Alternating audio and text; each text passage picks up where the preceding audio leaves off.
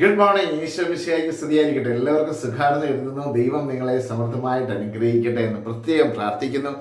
ഇന്ന് മനോഹരമായ ഒരു പുതിയ ദിവസം ദൈവം സമ്മാനമായി തന്നില്ലേ?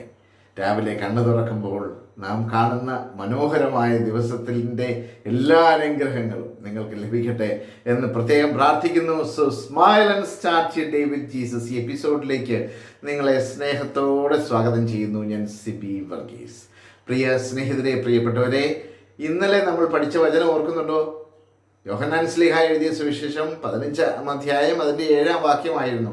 നിങ്ങൾ എന്നിൽ വസിക്കുകയും എൻ്റെ വാക്കുകൾ നിങ്ങളിൽ നിലനിൽക്കുകയും ചെയ്യുന്നുവെങ്കിൽ ഇഷ്ടമുള്ളത് ചോദിച്ചുകൊള്ളുക, നിങ്ങൾക്ക് ലഭിക്കും.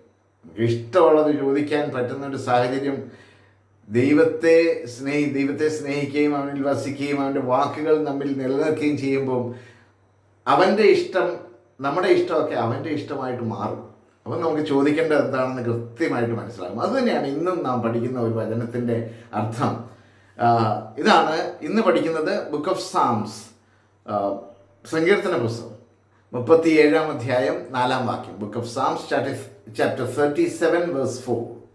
അതിങ്ങനെയാണ് പറയുന്നത്: take delight in the Lord, take delight in the Lord and he will give you the desires of your heart.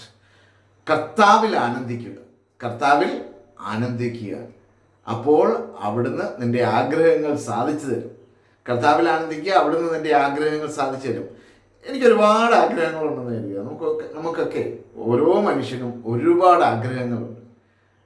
അങ്ങനെ എല്ലാ ആഗ്രഹങ്ങളും കർത്താവ് സാധിച്ചു തരും എന്ന് കരുതരുത്.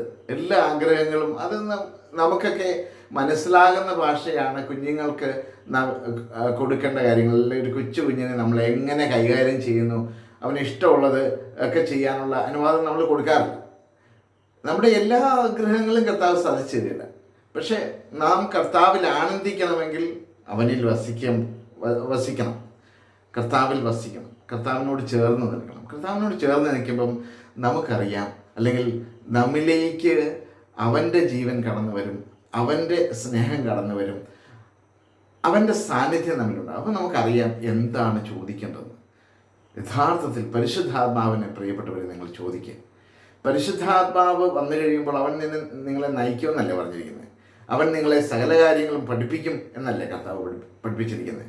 അപ്പം പരിശുദ്ധാത്മാവ് നമ്മിൽ വസിക്കുമ്പോഴത്തേക്ക് നാം ചോദിക്കേണ്ടത്, നമ്മൾ നടക്കേണ്ട വഴി, നാം പോകേണ്ട സ്ഥലങ്ങൾ ഒക്കെ കർത്താവ് നമുക്ക് കാണിച്ചു തരും. നമ്മൾ ഇന്ന് ഈ ഒരു പ്രഭാതം മുതൽ ഇന്ന് നാം മുന്നോട്ട് പോകുന്ന ഓരോ വഴികളിലും നമ്മെ നയിക്കേണ്ടത് പരിശുദ്ധാത്മാവാണ്.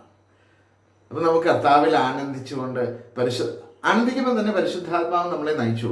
ഓരോ വഴിയിലൂടെയും നമ്മൾ നടക്കേണ്ട സ്റ്റെപ്പ്, നടക്കേണ്ട വഴികളൊക്കെ അവിടുന്ന് ഇന്നത് ചെയ്യുക, ഇന്ന കാര്യം ചെയ്യുക എന്നൊക്കെ കർത്താവ് നമ്മോട് പറഞ്ഞു തരും.